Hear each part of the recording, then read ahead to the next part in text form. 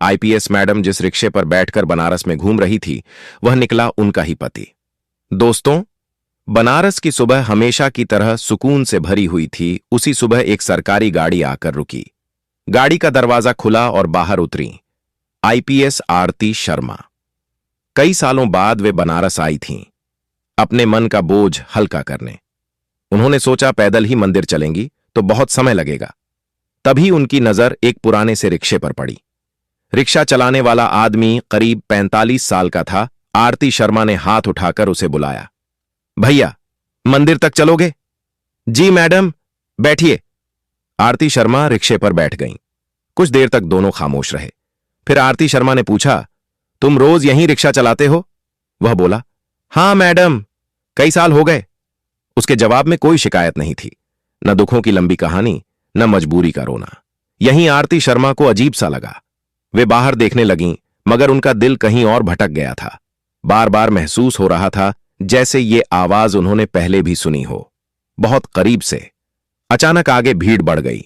Rickshaw चालक ने rickshaw रोक दिया। मैडम, थोड़ा पैदल चल लें। आरती शर्मा नीचे उतरीं। 2-4 कदम चलीं। तभी पहली बार उन्होंने उस आदमी के चेहरे को ध्यान से देखा और उसी पल उनका दिल जोर से धड़क उठा। नहीं, यह मुमकिन नहीं है, उन्होंने खुद से कहा। इतने सालों में इंसान बदल जाता है, वक्त सब कुछ बदल देता है। शायद ये बस एक भ्रम हो। वे फिर रिक्शे पर बैठ गईं। थोड़ी देर बाद उन्होंने पूछा, तुम्हारा नाम क्या है? रिक्शा चालक कुछ पल चुप रहा, फिर बोला, मनोज शर्मा। यह नाम सुनते ही आरती शर्मा के होश उड़ गए। वही नाम जिसे उन्होंने सालों से अपने सीने में दफन कर रखा था। किसी तरह खुद को संभालते हुए पूछा, कहां के रहने वाले हो? मनोज ने कहा, पहले शहर में रहता था मैडम, अब यहीं हूं। उसके जवाब छोटे थे, मगर हर शब्द के पीछे एक अधूरी कहानी छुपी थी।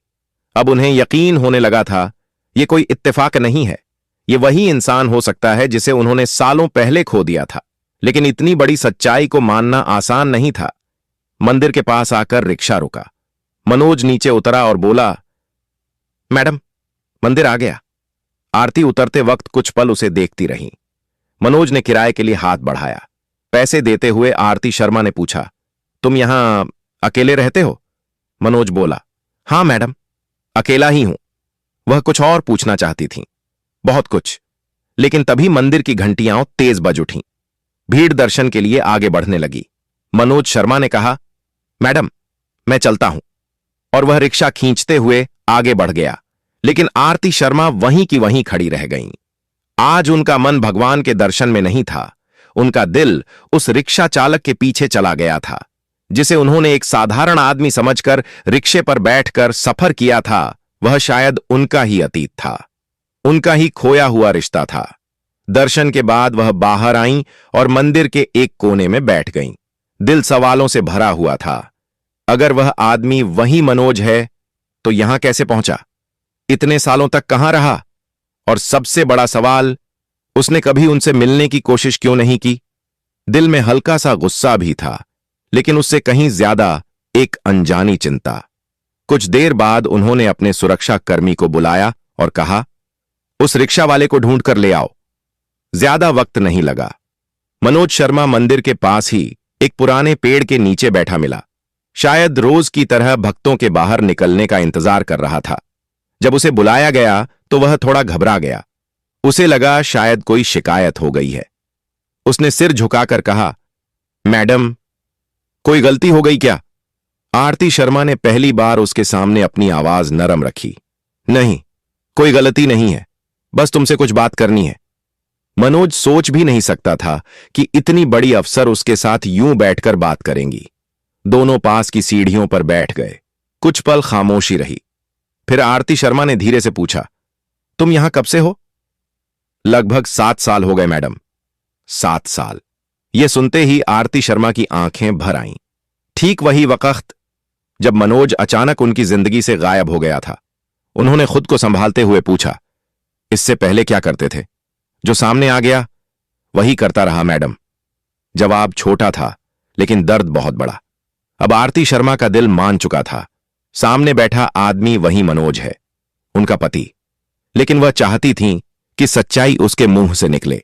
उन्होंने सीधा सवाल किया, मनोज, तुम भागे क्यों थे? यह सुनते ही मनोज जैसे पत्थर का हो गया। उसने इधर उधर देखा, जैसे कोई सुन तो नहीं रहा। मैडम, मैं भागा नहीं था, मुझे मजबूर किया गया था। किसने मजबूर किया और क्यों?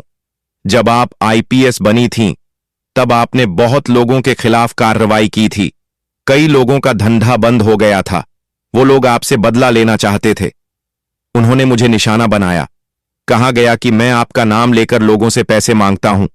फर्जी शिकायतें करवाई गईं, नकली वीडियो और फोटो बनाए गए। धीरे धीरे बात फैल गई कि आईपीएस का पति ही ठीक आदमी नहीं है। लेकिन तुमने मुझे बताया क्यों नहीं? बताने आया था मैडम, मगर आपके ऑफिस के कुछ लोगों ने कहा अगर मैं आपके पास आया तो मामला और बिगड़ जाएगा।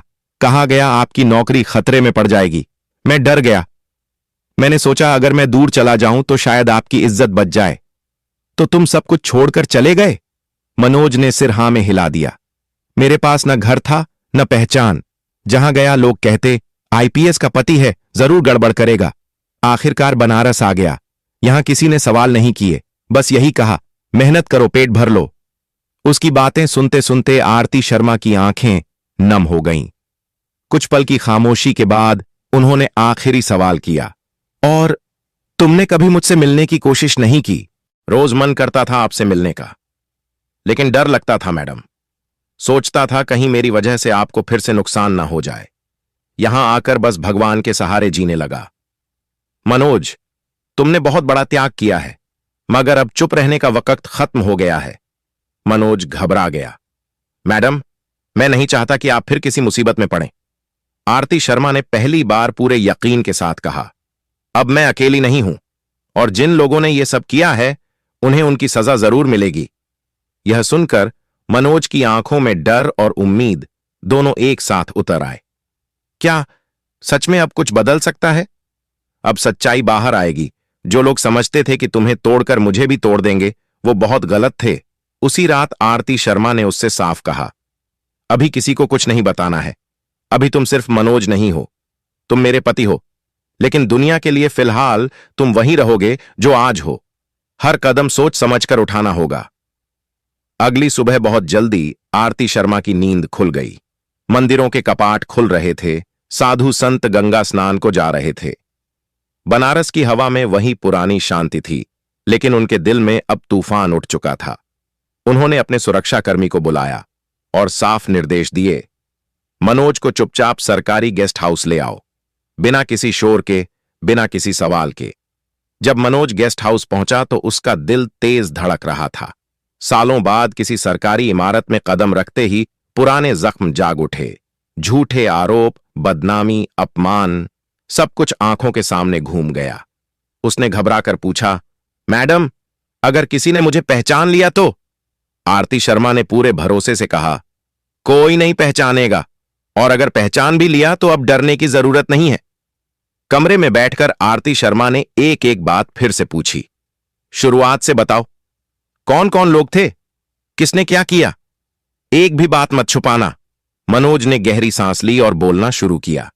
सब कुछ तब बिगड़ना शुरू हुआ जब आपने उस बड़े जमीन घोटाले पर कार्रवाई की थी। कई बड़े लोग पकड़े गए थे। आपके ऑफिस के कुछ लोग अचानक बदलने लगे। उसने बताया कैसे एक दिन कुछ लोग उसके पास आए और बोले, तुम आईपीएस के पति हो, लोगों की मदद करनी चाहिए। जब मैंने मना किया, उसी दिन से मेरे खिलाफ बातें फैलनी शुरू हो गईं। फिर मनोज ने कहा, एक दिन मुझसे कहा गया कि आप पर ऊपर से दबाव है। अगर मैं चुपचाप दूर चला जाऊं तो सब शांत हो जाएगा। थोड़ी देर की खामोशी के बाद मनोज ने एक नाम लिया, आपका पीए सुधीर वर्मा। सुधीर वर्मा, वही इंसान जिस पर आरती शर्मा ने आंख बंद करके भरोसा किया था। आरती शर्मा ने फौरन अपना लैपटॉप और फाइलें मंगवाईं। पुराने मामलों को खोलकर देखने लगीं। मनोज जो जो बता रहा था, हर बात फाइलों से मेल खा रही थी। जिन दिनों मनोज पर इल्जाम लगे थे, उन्हीं दिनों कई बड़े मामलों की जांच जानबूझकर धीमी कर दी गई थी। मैं बस यही चाहता था कि आप सुरक्षित रहें, मैडम। उसी दिन आरती शर्मा ने अपने सबसे भरोसेमंद अफसर को फोन किया। मुझे 7 साल पुराने कुछ केस की पूरी फाइलें चाहिए, बिना किसी को बताए। शाम होते होते वे फाइलें उनके सामने थीं और हर पन्ने के साथ सच्चाई अब और साफ होती जा रही थी। तारीखों में हेर-फेर था और सबसे चौंकाने वाली बात, कुछ अहम दस्तावेजों पर सुधीर वर्मा के दस्तखत साफ नजर आ रहे थे। अब आरती शर्मा को पूरा यकीन हो चुका था। ये कोई छोटी चाल नहीं थी, ये एक गहरी सोची समझी साजिश थी। रात को मनोज ने डरते डरते पूछा, मैडम, अगर आपने यह मामला उठाया तो बहुत लोग आपके खिलाफ खड़े हो जाएंगे। आरती ने कहा, अगर पुलिस डरने लगे तो अपराधी बेखौफ हो जाते हैं। अब ऐसा नहीं होगा। उन्होंने तय कर लिया था, जल्दबाजी नहीं, पहले सबूत मजबूत होंगे फिर कार्रवाई। मनोज को फिलहाल वहीं सुरक्षित रहने को कहा गया। उस रात मनोज देर तक सो नहीं पाया। बरसों बाद पहली बार उसे महसूस हुआ कि उसका दर्द सुना गया है, समझा गया है। दूसरी तरफ आरती शर्मा खिड़की के पास खड़ी थीं। अब उनकी लड़ाई सिर्फ अपने पति के लिए नहीं है, बल्कि हर उस बेगुनाह के लिए है जिसे ताकतवर लोग कुचल देते हैं। अगली सुबह उन्होंने मनोज से कहा, अब हर कदम सोच समझ कर उठेगा, जो भी होगा सबूत के साथ होगा। मैडम, मुझे आपके फैसले पर पूरा भरोसा है। उसी दिन आरती शर्मा बनारस से सीधे अपने कार्यक्षेत्र के लिए रवाना हो गईं। ऑफिस पहुंचते ही उन्होंने अपने सबसे भरोसेमंद इंस्पेक्टर को बुलाया। मुझे 7 साल पुराने 3 मामलों की पूरी फाइल चाहिए, बिना किसी को बताए। इंस्पेक्टर ने हैरानी से देखा मगर सवाल नहीं किया। जी मैडम। फाइलें आईं तो आरती शर्मा ने एक एक कागज ध्यान से पढ़ा। तारीखें, बयान, गवाह, सब कुछ धीरे धीरे एक तस्वीर बना रहा था। जिन गवाहों ने मनोज के खिलाफ बयान दिए थे वे सब एक ही इलाके से थे। कई बयान बिल्कुल एक जैसे शब्दों में लिखे गए थे। आरती शर्मा ने फाइल बंद की और गहरी सांस ली। यानी सच जानबूझकर दबाया गया था। इसके बाद कॉल रिकॉर्ड निकलवाए गए। जिन नंबरों से मनोज को धमकियां दी गई थीं वे सभी एक ही दायरे में घूम रहे थे। कुछ नंबर एक बड़े व्यापारी के ऑफिस से जुड़े थे तो कुछ एक वरिष्ठ अधिकारी के निजी फोन से। अब शक यकीन में बदल चुका था। अगला नाम था सुधीर वर्मा। शाम को सुधीर वर्मा को ऑफिस बुलाया गया। वह अंदर आया तो चेहरे पर बनावटी मुस्कान थी। मैडम, आपने याद किया? आरती शर्मा ने बिना मुस्कुराए कहा, हां, बैठो। फिर सीधे सवाल किया, सुधीर वर्मा, 7 साल पहले मनोज शर्मा के खिलाफ जो शिकायतें आई थीं उनमें तुम्हारी क्या भूमिका थी? सुधीर ने बचाव की कोशिश की। मैडम, मैं तो सिर्फ आदेश मान रहा था। किसके आदेश? ऊपर से दबाव था मैडम। ऊपर कौन? सुधीर चुप रहा। आरती शर्मा ने सख्ती से कहा, अगर सच नहीं बताया तो यही खामोशी तुम्हें जेल पहुंचाएगी। मैडम, बड़े लोग थे, एक वरिष्ठ अधिकारी और एक बड़ा व्यापारी। उन्होंने कहा था अगर मनोज शर्मा हट जाएगा तो आप कमजोर पड़ जाएंगी। आरती शर्मा ने तुरंत आदेश दिया, सुधीर वर्मा को निलंबित किया जाए और हिरासत में लिया जाए। अगले 2 दिनों में जांच और तेज हो गई। व्यापारी राकेश गुप्ता के ठिकानों पर छापे पड़े। नकद पैसा, फर्जी कागजात और रिश्वत के ठोस सबूत मिले। राकेश गुप्ता को हिरासत में ले लिया गया। फिर नंबर आया वरिष्ठ अधिकारी सोनू सिंह का। सोनू सिंह ने बचने की बहुत कोशिश की, फोन किए, दबाव डलवाया, लेकिन इस बार आरती शर्मा पीछे हटने वाली नहीं थीं। सबूत इतने मजबूत थे कि अब बचने का कोई रास्ता नहीं बचा था। सोनू सिंह को भी निलंबित कर गिरफ्तार कर लिया गया। जब यह खबर मनोज तक पहुंची तो वह देर तक खामोश बैठा रहा, जैसे यकीन ही न हो रहा हो। फिर उसने पूछा, मैडम, क्या सच में यह सब हो रहा है? हां मनोज, अब सच सामने आ रहा है। जांच जैसे जैसे आगे बढ़ी वैसे वैसे और चेहरे सामने आने लगे। आरती शर्मा ने एक पूरी सूची तैयार की। जो भी इस खेल में शामिल है कोई भी बचने वाला नहीं है। इस दौरान मनोज को पूरी सुरक्षा में रखा गया। एक दिन आरती शर्मा ने उससे कहा, अब तुम्हें कहीं छुपने की जरूरत नहीं है। फिर हल्की मुस्कान के साथ बोली, अब वक्त आ गया है कि तुम मेरे साथ घर चलो। मनोज की आंखें भर आईं। लोग क्या कहेंगे? उसने डरते हुए पूछा। आरती शर्मा ने कहा, लोग बहुत कुछ कह चुके हैं, अब सच्चाई बोलेगी। अगले ही दिन आरती शर्मा ने ऑफिस में एक लंबी मीटिंग बुलाई। उस कमरे में वही अफसर बैठे थे जिन पर उन्हें पूरा भरोसा था। उन्होंने गंभीर आवाज में कहा, यह मामला सिर्फ मेरे पति का नहीं है, यह उस सिस्टम की सच्चाई है जहां ताकतवर लोग अपने फायदे के लिए किसी भी बेगुनाह को कुचल देते हैं। आज अगर मनोज शर्मा को इंसाफ नहीं मिला तो कल कोई और मनोज होगा। अब साजिश की हर परत खुल चुकी थी। इसके बाद बारी आई बड़े व्यापारी राकेश गुप्ता की। जब उसे आमने सामने बैठाकर पूछताछ की गई तो पहले वह अकड़ दिखाने लगा। मैं शहर का इज्जतदार आदमी हूं, आप लोग मेरा कुछ नहीं बिगाड़ सकते। आरती शर्मा ने सीधे जवाब दिया, इज्जत झूठ से नहीं चलती, इज्जत सच से चलती है। जब उसके सामने बैंक खातों की डिटेल, कॉल रिकॉर्ड और फर्जी लेन देन के सबूत रखे गए तो उसकी आवाज खुद ब खुद धीमी पड़ गई। आखिरकार उसने सिर झुका लिया। हां, मैंने पैसे दिए थे। आपकी सख्ती से मेरा धंधा बंद हो रहा था। मुझे लगा अगर आपके पति पर इल्जाम लग जाएगा तो आप कमजोर पड़ जाएंगी। अब सबसे बड़ा नाम बाकी था, सोनू सिंह।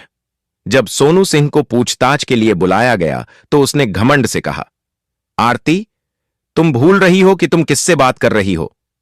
आरती शर्मा ने बिना डरे जवाब दिया, और आप भूल रहे हैं कि आप कानून से ऊपर नहीं हैं। उसके खिलाफ सबूत इतने पुख्ता थे कि बचने का कोई रास्ता नहीं बचा। जैसे जैसे ये खबरें बाहर आईं, पूरे शहर में हलचल मच गई। अरे, वही मनोज शर्मा निर्दोष निकला। देखो, सच कितने सालों बाद सामने आया। एक दिन मनोज ने आरती शर्मा से कहा, मैडम, मैं नहीं चाहता था कि किसी को मेरी वजह से सजा मिले। मनोज, सजा तुम्हारी वजह से नहीं मिल रही, सजा उनके गुनाहों की वजह से मिल रही है। और उसी पल मनोज को पहली बार महसूस हुआ, सच चाहे देर से आए, लेकिन जब आता है तो इंसाफ भी साथ लाता है। दोस्तों, इसके बाद अदालत में इंसाफ की असली जंग शुरू हुई। एक एक गवाह पेश हुआ, एक एक सबूत सामने रखा गया। हर कागज, हर बयान उसी सच की तरफ इशारा कर रहा था जिसे सालों तक दबाकर रखा गया था। अदालत ने साफ शब्दों में कहा, यह कोई मामूली मामला नहीं, बल्कि एक सोची समझी बड़ी साजिश थी। फैसला सुनाया गया। सुधीर वर्मा को जेल की सजा मिली, राकेश गुप्ता की संपत्ति जब्त कर ली गई और सोनू सिंह को बर्खास्त कर खड़ी सजा दी गई। फैसला सुनते ही मनोज शर्मा की आंखों से आंसू बह निकले, जैसे बरसों से सीने पर रखा पत्थर अचानक हट गया हो। आरती शर्मा ने उसी पल उसका हाथ थाम लिया और कहा, अब तुम्हें छुपने की जरूरत नहीं है। जब दोनों अदालत से बाहर साथ साथ निकले तो वहां मीडिया के कैमरे थे, लोगों की भीड़ थी, सवालों की बौछार थी। आरती शर्मा ने बस इतना कहा, आज इंसाफ जीता है। उस पल मनोज पहली बार सीधा खड़ा हुआ।